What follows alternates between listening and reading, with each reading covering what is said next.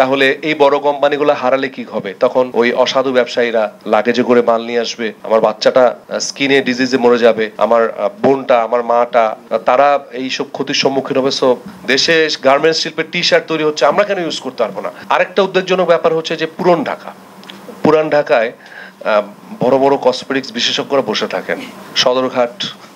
সদরঘাটের পাশে তাদের ছোট দোকান, এবং তারা নিজেরাই কেমিক্যাল মিশিয়ে রং টং মিশিয়ে, তারা এমন কিছু নাই যে, যেহেতু বাঙালি জাতি হিসেবে আমরা একটু আতিথি পরায়ণে বিশ্বাসী, আমরা মানুষকে অতিথি সেবা দিতে চাই। স্যার বলছিলেন গার্মেন্টসের কথা, আমরা যখনই একটা টি শার্ট বিদেশে পাঠাই, ওটা খুব যত্ন, না এটা বাংলাদেশের মার্কেটে দেওয়া যাবে না, এটা আমেরিকায় যাবে, এটা ইউরোপে যাবে, তখন কিন্তু প্রোডাক্ট অনেক সুন্দর হয়। কিন্তু আমাদের মানুষরা আমরা ইউজ করতে পারছি না, ওটা আমাদের কাছে খারাপ লাগে। আরে আমাদের দেশে গার্মেন্টস শিল্পের টি শার্ট তৈরি হচ্ছে, আমরা কেন ইউজ করতে পারবো না? ওই যে আমরা মানুষকে দিতে পছন্দ করি। সো কসমেটিক্স আমার মনে হয় যে এমন একটা জায়গা, আমার মনে হয় যে শুধু মেয়েরা নয়, আপু বললো যে শুধু মেয়েরা না, এখন ছেলেরা সমানভাবে সচেতন। এই যে কসমেটিক্স আমি বলি, এবং বাচ্চাদের কথা আসছিল, যে বাচ্চাদের যে লোশন, ক্রিম, আমরা তো বিদেশি একটা নাম শুনি, এটা আমার বাচ্চার জন্য খুব ভালো, কিন্তু এটা যে আমার বাচ্চার জন্য কত ক্ষতি হয়ে যাচ্ছে, এটা যে আমার মা বোনের জন্য কত বড় ক্ষতি হয়ে যাচ্ছে, সেটা আমরা বুঝতে পারছি না।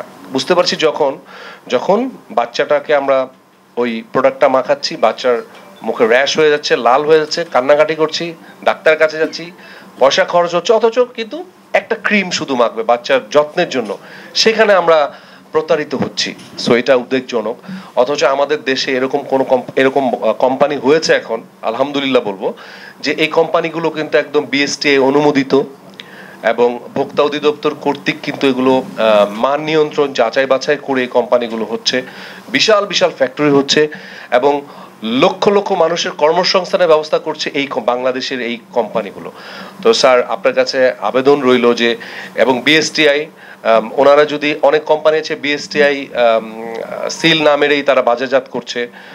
ফেসবুকে এখন তো আগে যেমন বিজ্ঞাপন দিত, তো সেটা এখন দিতে হচ্ছে না, ফেসবুকে একজন প্রমোটারকে দিয়ে, হ্যাঁ, শুধু বলে দিচ্ছে আমাদের পণ্য ব্যবহার করুন, আমাদের পণ্য ভালো।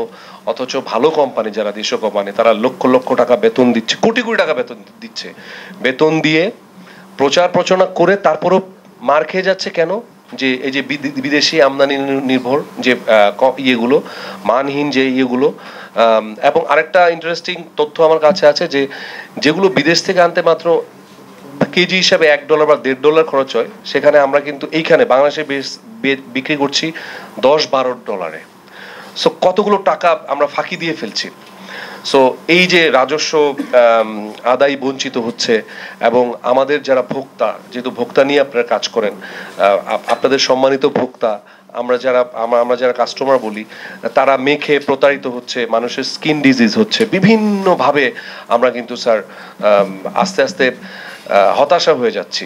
শুধু মানুষ হতাশ হচ্ছে না, আমি বলবো যে বড় বড় কোম্পানি, দেশের বাংলাদেশের যে কোম্পানিগুলো, যে এখানে যাদের নাম লেখা আছে, লিলি, নিওর, হারলেন, এই ধরনের বড় বাংলাদেশের কোম্পানিগুলো কিন্তু আস্তে আস্তে হতাশ হয়ে যাবে। আপনারা যদি ওই জরিমানার সিস্টেমটা আরো স্ট্রংলি যদি না করেন, তাহলে এই বড় কোম্পানিগুলো হারালে কি হবে? তখন ওই অসাধু ব্যবসায়ীরা লাগেজে করে মাল নিয়ে আসবে, আমার বাচ্চাটা স্কিনে ডিজিজে মরে যাবে, আমার বোনটা, আমার মাটা, তারা এইসব ক্ষতির সম্মুখীন হবে। সো বেশি বেশি এগুলোর দিকে একটু স্যার যদি নজর দেন, তাহলে সরকার রাজস্ব আয় হবে, ভোক্তার মানও নিয়ন্ত্রণ হবে, সবকিছুই হবে। সো আমার বক্তব্য আর বেশি দিব না, আমি আমার আবেদনগুলো করে গেলাম আপনার কাছে। আশা করছি আপনার বক্তব্যে আপনি এগুলো আরো অনেক ক্লিয়ার করে সুন্দর করে বলবেন।